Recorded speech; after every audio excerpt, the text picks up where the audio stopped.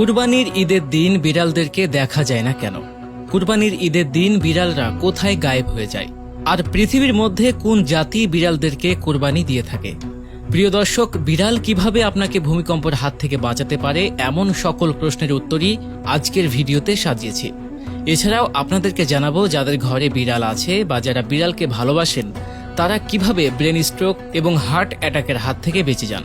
আল্লাহ তাআলা বিড়ালকে কিভাবে সৃষ্টি করেছেন এ ব্যাপারে সুস্পষ্ট বর্ণনা রয়েছে, যেখানে বলা হয়েছে হযরত নূহ আলাইহিস সালামের উপর যখন সেই ভয়ঙ্কর তুফান এবং বন্যা নির্ধারিত হয়ে গিয়েছে, তখন সবাইকে নৌকা বানিয়ে নিজেকে এবং প্রত্যেক জীবজন্তু থেকে এক জোড়া করে নিজের নৌকাতে উঠিয়ে নিতে বললেন। তারপর হযরত নূহ আলাইহিস সালাম আল্লাহ তাআলার এই কথার উপর আমল করতে শুরু করলেন। সবকিছুই আল্লাহ পাকের হুকুম মতোই ভালোই চলছিল, কিন্তু নৌকার ভেতর 15 থেকে 20 দিন পার হওয়ার পর ইঁদুরের জন্ম হয়ে যায় এবং তারা অত্যাধিক মাত্রায় বংশ বিস্তার করার দরুন মানুষ এবং জীবজন্তুর জন্য নির্ধারিত খাবার নষ্ট করতে শুরু করে। হযরত নূহ আলাইহিস সালাম ও নৌকার মধ্যে আশ্রয় পাওয়া আল্লাহর প্রিয় বান্দারা এই ঘটনা দেখে শঙ্কিত হয়ে যান।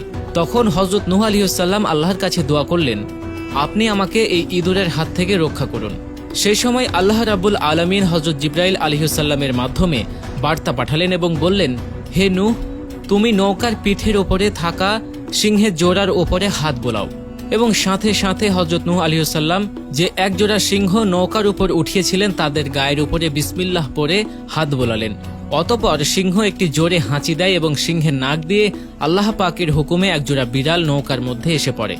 তারপর তারা নৌকার উপরে থাকা সমস্ত ইঁদুরকে খেয়ে পরিষ্কার করে ফেলে, শুধুমাত্র এক জোড়া ইঁদুর রেখে দিয়ে। রাসূল সাল্লাল্লাহু আলাইহি ওয়াসাল্লাম বিড়ালের মুখ দেয়া খাবারকে পবিত্র বলেছেন। বিড়াল মুখ দেওয়ার পরেও খাবার খেয়েছেন। এছাড়াও তিনি এক সাহাবীকে খুবই ভালোবাসতেন, কেননা সেই সাহাবী বিড়ালকে খুব ভালোবাসত। সেই সাহাবীর নাম হচ্ছে আবু হুরায়রা রাদিয়াল্লাহু তাআলা আনহু। এই নামটি আল্লাহর রাসূল সাল্লাল্লাহু আলাইহি ওয়াসাল্লাম দিয়েছেন। এই নামের অর্থ বিড়ালের পিতা।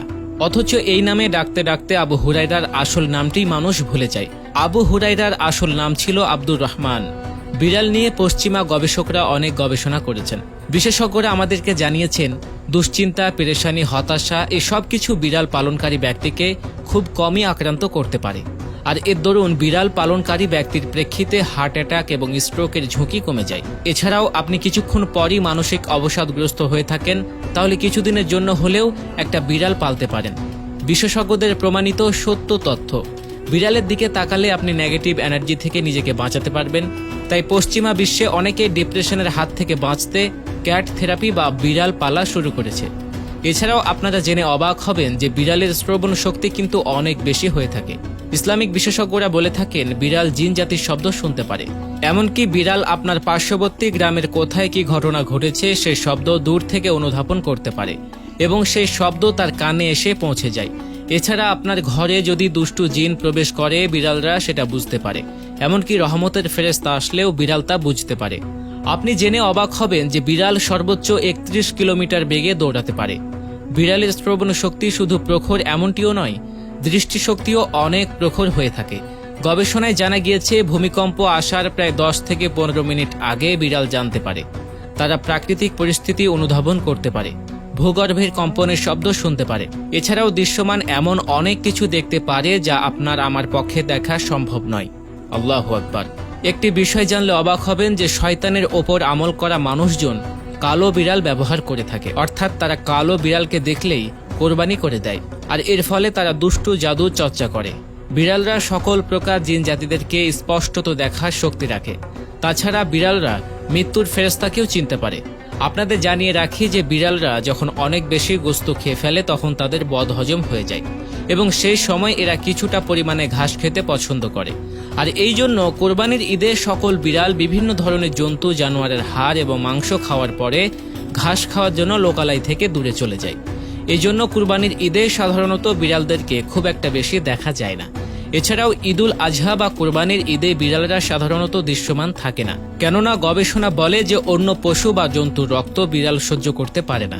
এখানে সেখানে বিভিন্ন ধরনের পশু জবাই হয়, সেগুলো রক্ত দেখে বিড়াল ভয় পায়, তাই বিড়াল আতঙ্কিত হয়ে পালিয়ে থাকে। এছাড়াও ইসলামিক বিশেষজ্ঞগণ বলেন কোরবানির ঈদের দিন আকাশ থেকে বিভিন্ন ফেরেশতারা পৃথিবীতে নেমে আসে, আর ফেরেশতাদের দেখার পর বিড়ালরা সেখান থেকে লুকিয়ে পড়ে। একটা কথা বলে রাখি, পোষা বিড়ালরা কিন্তু এদিন পালিয়ে যায় না, কেননা তারা ঘরেই থাকে। আর বিড়ালের যত ইন্টেলিজেন্স পাওয়ার রয়েছে এসব কিন্তু পোষা বিড়ালদের মধ্যে নাও পাওয়া যেতে পারে, কেননা পোষা বিড়ালদেরকে মানুষ তার প্রাকৃতিক অবস্থার উপর এত বিষয়ে হস্তক্ষেপ করে, বিশেষ করে তাদের গোফগুলো ছোট করে ফেলে, শরীরে ঘষাঘষি করে। এর ফলে স্বাধীনভাবে বিচরণ করা একটা বিড়ালের ক্ষমতার সাথে পোষা বিড়ালের ক্ষমতা খুব কম হয়ে থাকে। তবে ভূমিকম্প, সতর্কতা থেকে শুরু করে ঘরের অদৃশ্য বস্তু দেখা, এসব কিছু পোষা বিড়ালের মধ্যেও রয়েছে।